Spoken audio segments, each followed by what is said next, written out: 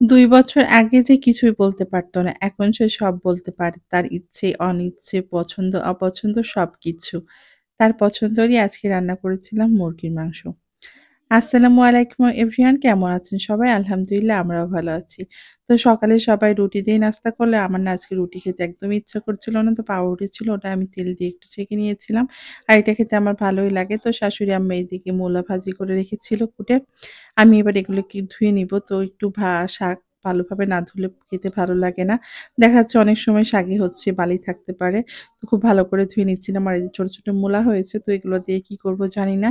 কিন্তু রেখে দিয়েছি, ফেলে দিব কেন? যেহেতু এগুলা খেতে ভালোই লাগে আমার কাছে মূলা। তো আমি ওগুলাকে রেখে দিয়েছি, অন্য একটা কিছু রান্না করব।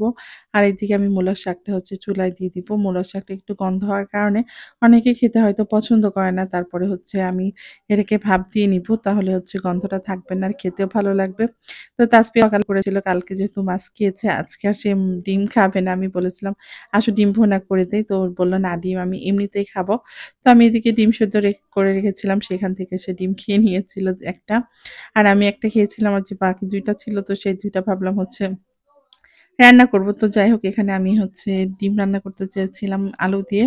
তো ভাবলাম থাক, ছোট মানুষ যেহেতু বলতেছে যে খেয়ে হচ্ছে ডিম খাবে না। তো আমি ভাবলাম আজকে তাহলে হচ্ছে মুরগির মাংস রান্না করব। তার ভিতরে এই বাদবাকি ২ টা ডিম দিয়ে দিব।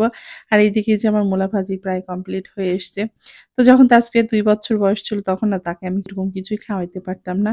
মুখে দিলেই ফেলে দিত। তো কখন খুব টেনশন হতো যে আল্লাহ, ও এখন তো কিছুই খেতে পারে না। পরবর্তীতে কোনো খাবার খাওয়া শিখবে কিনা? তারপরে আমি চেষ্টা করতাম ওর জন্য আলাদাভাবে রান্না করার, তাও খেত না। তো আমি তারপর হচ্ছে যখন বিরক্ত হয়ে গেছিলাম, তখন হচ্ছে আমাদের খাবারে একটু ঝাল কম দিয়ে রান্না করতাম যাতে ও খায়, তাও ও খেত না। তো বিভিন্নভাবে খাওয়ানোর চেষ্টা করেছি, খায়নি। তো অনেকেই বলত কি, "এখন টেনশন করার দরকার নেই। একটা সময় আসলে ও এমনিতেই খাবে।"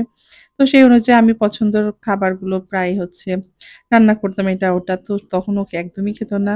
তো একটু বড় হওয়ার পর থেকে আল্লাহর রহমতে এখন একটু মোটামুটি সব ধরনের খাবারই খায়।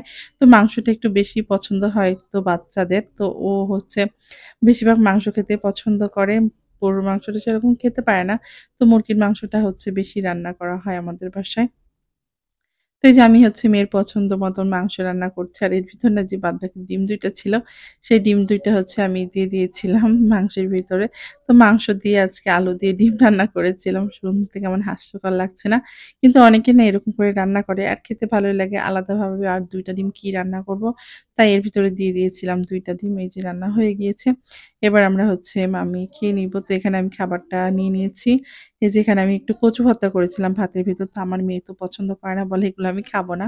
তারপরে যে মুরগির মাংস নিয়ে এসেছি, সে তো অনেক খুশি। তো আমার ভিডিওটা কেমন লেগেছে অবশ্যই কমেন্ট করে জানাবেন। আজকে এই পর্যন্তই। আল্লাহ হাফেজ।